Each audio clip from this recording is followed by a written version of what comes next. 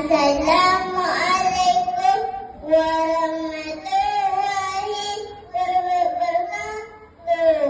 Terima kasih Tuan Pengerusi Majlis, para hakim yang alim lagi bijaksana, guru-guru, rakan-rakan, dan para hadirin sekalian.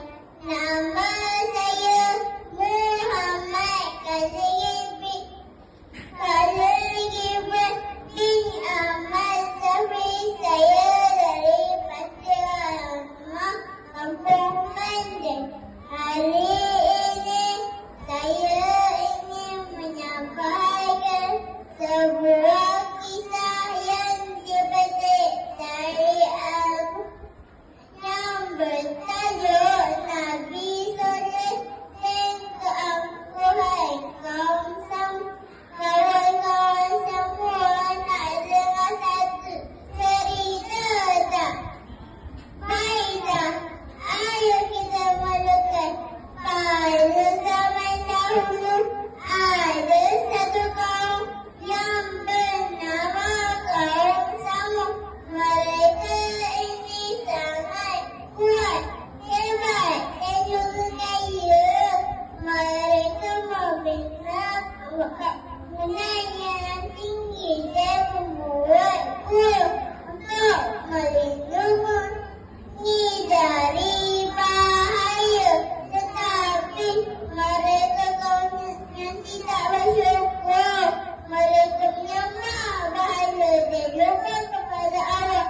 Lalu Allah hantar seorang Nabi yang sangat baik dan mulia, iaitu Nabi Soleh, untuk membawa kebenaran. Wa ila samuda salihah qala ya qaumi budulu ma lakum min ilahin ghair. Dan kepada Samud kami utus ke saudara mereka Nabi Soleh. Ia berkata, wahai kaumku, sembahlah Allah, janganlah kamu menyembah patung. Surah Hud ayat 61. Tapi mereka menjawab, kamu dulu baik, sekarang kamu melarang ajar nenek moyang kami. Faqalu absyarun minna wahida nattabi'uhu inna idza lafi dhalalin wa su'ur. Lalu mereka berkata, adakah kita menurut manusia dari jenis kita lagi yang seorang? Jika demikian, sesungguhnya kita berada dalam keadaan sesat dan gila. Surah Al-Qamar ayat 24. Nabi Soleh tak marah, baginda sabar dan tetap berdakwah. Ketika kaum Samud tidak berpuas hati dengan Nabi Soleh, lalu meminta mukjizat sebagai bukti. Kemudian mereka berkata, kalau betul engkau Nabi, tunjukkan kami mukjizatnya. Tahu tak mereka meminta apa, kawan-kawan? Mereka telah meminta seekor unta betina besar dan bunting keluar dari gunung. Kemudian Nabi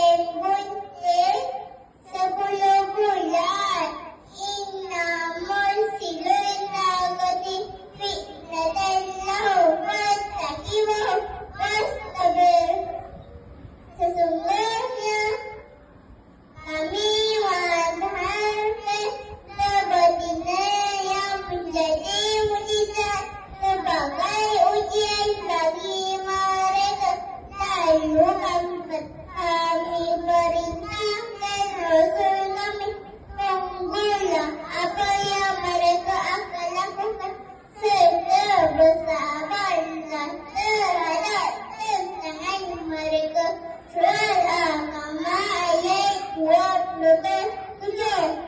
Benda itu sangat istimewa, kawan-kawan. Kesedia banyak sampai semua orang berminat. Keadaan ini sangat adil dan aman. Yang percaya bahawa unta betina itu sihat Allah. Dari situ ramai yang mula percaya kepada Nabi Saleh. Akan tetapi kaum Samud yang jahat itu, mereka berkata, kalau unta ini hidup, pasti ramai yang akan menjadi pengikut Nabi Saleh.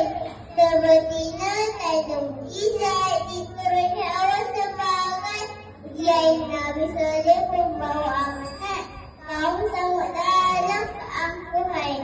Sebulan kemudian diketuai kuda demo sadar keluar mencari-cari ibu unta dengan membawa senjata dengan bengis. Pada suatu hari ketika unta betina itu sedang minum air, Musarak telah mana kakinya. Kuda pula menikam. Mereka sangat berbangga dengan kekuatan zalim mereka itu. Iaitu jatuh dan dia mati. Akan tetapi disempat melahirkan seekor anak unta yang paling gemuk. Anak unta itu berlari naik ke kebun dan bersembunyi di dalam gua. Tetapi mereka tetap kejar dan bunuh juga. Inna mujrimina fi dhalalin subur. Sesungguhnya orang-orang yang berdosa berada dalam keadaan sesat di dunia dan di akhirat.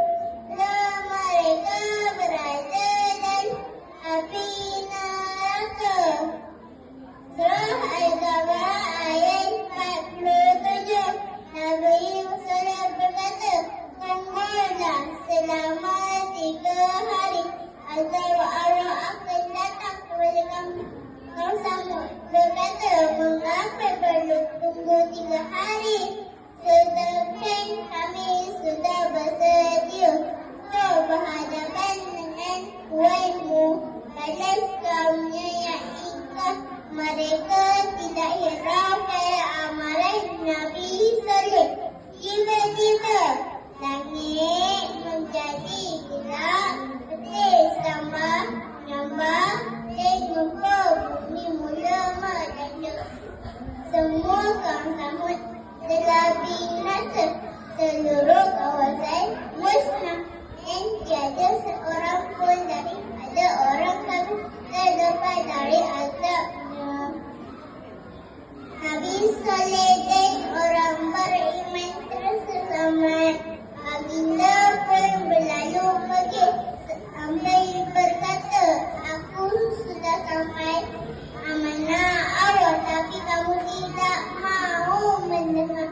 Kawan-kawan semua, dari cerita Nabi Saleh dan keangkuhan kaum Samud ini, kita dapat belajar iaitu jangan kita angkuh dengan arahan orang yang lebih mulia dari kita.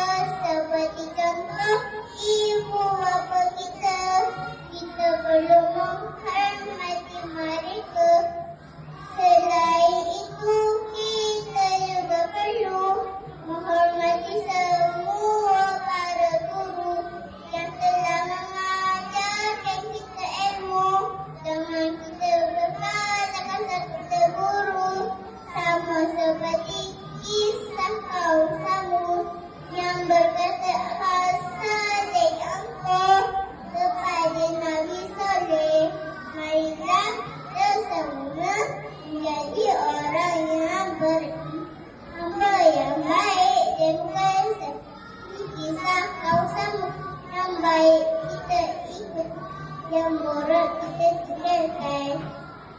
Sekian saja hari